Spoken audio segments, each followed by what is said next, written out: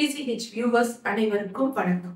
அண்மை காலமா பலரும் மூட்டு வலி தேய்மானத்தால் ஏற்படக்கூடிய மூட்டு வலி அதிகமா இருக்கும்.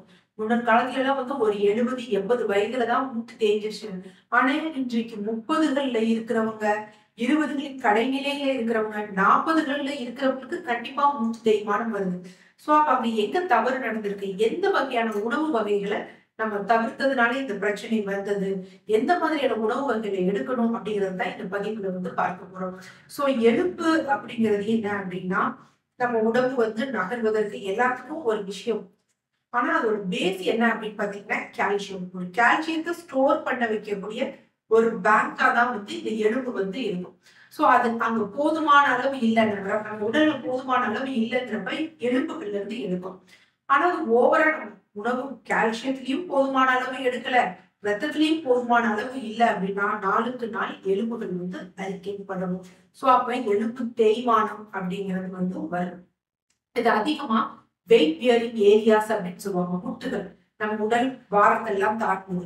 அதே மாதிரி முதுகு தண்டுவடம், குனிதல் நிமிதல், இந்த செய்கைகள் எல்லாம் செய்வதனால மற்ற இடங்களில் தேய்மானம் ஏற்படுவதை விட இந்த முட்டு பகுதிகளிலும் முதுகு தண்டுவடம், கழுத்து, இடுப்பு பகுதிகள்ல தேய்மானம் அதிகமாக இருக்கு. அப்ப இதற்கு என்ன வகையான உணவுகள் இருக்குன்னா, முதல் விஷயம் எல்லாருக்கும் நம்ம தெரிஞ்சது கால்சியம் சத்து சார்ந்த உணவுகள். ஒரு மனிதன், ஆரோக்கியமான மனிதனுக்கு சராசரியா எவ்வளவு தேவை ஒரு நாளைக்கு அப்படின்னா 700 மில்லிகிராம் கால்சியம் தேவை. அப்படின்னா அதை நம்ம எப்படி எடுக்கலாம் அப்படின்னா, யூஸ்வலா பால் பொருட்கள் அப்படிங்கிறப்ப இன்னைக்கு பால்ல நிறைய வித கலப்புகள் இருக்கிறதுனால மோர் போன்றவற்றை நம்ம ப்ரிஃபர் பண்ணலாம். அது மாதிரி மருத்துவரின் ஆலோசனையின் பேர்ல உங்க டயட்டுக்கு, உங்க உடல்நிலைக்கு தேவை அப்படின்னா பன்னீர் போன்றவற்றை எடுத்துட்டோம்னா நமக்கு பயன் தரும். சோ ஒரு நாளைக்கு 200 மில்லிகிராம் கால்சியம் நமக்கு தேவை அப்படின்னா கிட்டத்தட்ட ஒரு 2 கிளாஸ் மோர் குடிச்சோம் அப்படின்னா 450 480 மில்லிகிராம் கால்சியம் நமக்கு அந்த மோர்ல கிடைக்குது. இது இல்லாம நமக்கு நல்ல பாக்டீரியாவும் கிடைக்குது. சோ அது ரொம்ப முக்கியமான ஒரு விடயம்.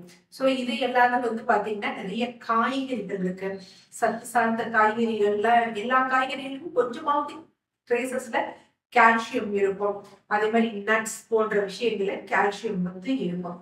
சோ இதுல நம்ம ரொம்ப முக்கியமான விஷயம் என்னன்னா, கீரைகள்ல கால்சியம் இருக்கு.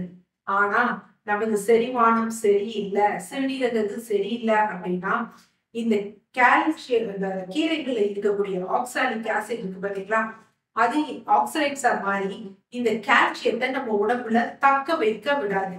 அப்ப என்ன அப்படின்னு பாத்தீங்கன்னா, இந்த எலும்பு தேய்மான பிரச்சனை இருக்கிறவங்க, இல்ல பொதுவாகவே டெய்லி உணவுகள்ல கீரை வேண்டாம்.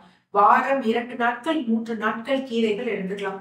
அதுவும் ப்ரிஃபரபிளா என்ன அப்படின்னு பாத்தீங்கன்னா, ஒரு கீரையை சாப்பிடாம கீரைகளை சார்ந்த சூப் போன்றவை எடுத்துக்கிட்டோம்னா ரொம்ப நல்லது. அடுத்து 2வது முக்கியமான குறைபாடு என்ன அப்படின்னா, விட்டமின் டி சத்து குறைபாடு. விட்டமின் டி எந்த உணவுல கிடைக்குது அப்படின்னா, அது நம்மளுடைய அன்றாட உணவுகள்ல கிடைக்காது. அதை நம்ம நோக்கி இருக்கிறது என்ன அப்படின்னு பாத்தீங்கன்னா சூரியன் தான்.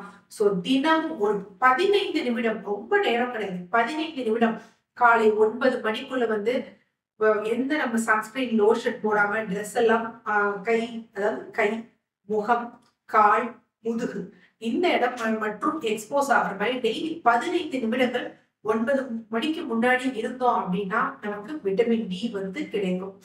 இன்னைக்கு நிறைய பாத்தீங்கன்னா சொல்லுவாங்க, சீரியல்ஸ் இதெல்லாம் இருக்குன்னா அதெல்லாம் 45 தான் அந்த விட்டமின் டி சேர்க்கப்பட்டதான். அது ஆரம்ப ஸ்டேஜ்ல ஓகே, ரொம்ப குறைவாக இருந்ததுன்னா ஹெல்ப்பா இருக்கும்.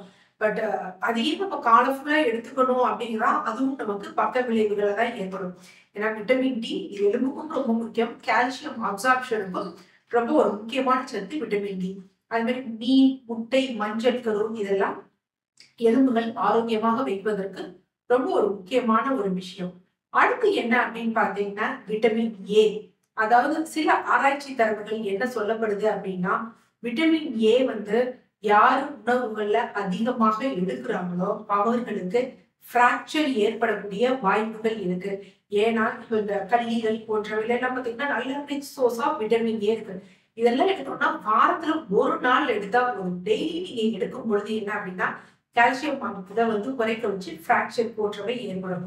அதே மாதிரி சப்ளிமெண்டா எடுக்கிறீங்க அப்படின்னா குறிப்பாக இந்த எலும்பு தேய்மானம் இருக்கு, ஆஸ்டியோபோரோசிஸ் இருக்கு, அந்த மாதிரி மூட்டு பிரச்சனை இருக்கிறவங்க நீங்க எடுக்க சப்ளிமெண்ட்ஸ் உணவு இல்லாம மாத்திரைகள் கொடுப்பாங்க இல்லைங்களா, அதுல ரெட்டினால் சத்து இல்லாமல் நம்ம பார்த்துக்கிட்டோம் அப்படின்னா ரொம்ப நல்லது. சப்ளிமெண்ட்ஸ்ங்கிறப்ப டெய்லி எடுக்கணும். அது இல்லாம ஒரு சப்ளிமெண்ட் எடுத்தீங்க அப்படின்னா இந்த எலும்பை வந்து நம்ம தற்காத்துக் கொள்ளலாம். ஸோ இந்த விஷயம் calcium, vitamin D, retinol, vitamin A சத்துக்கள் அதிகமா இருக்கிறத அவாய்ட் பண்ணணும். கீரைகள், எலும்பு தேய்மானம், ஆஸ்டியோபோரோசிஸ் இருக்கவங்க, அடிக்கடி ஃப்ராக்சர் இருக்கவங்க வாரம் ஒரு முறை கீரை எடுங்க. டெய்லி இல்ல வாரம் 3 நாள் எடுக்கிறீங்க அப்படின்னா சூப் மாதிரி எடுங்க. கோல் கீரையா வந்து எடுக்கிறத வந்து அவாய்ட் பண்ணிடணும். அசைவ உணவுகள்ல மீனும், முட்டை, மஞ்சள் கருவும் வந்து பாத்தீங்கன்னா எலும்பை வந்து திடகாத்திரமா வச்சிருக்கிறதுக்கு நல்ல பலன். நன்றி.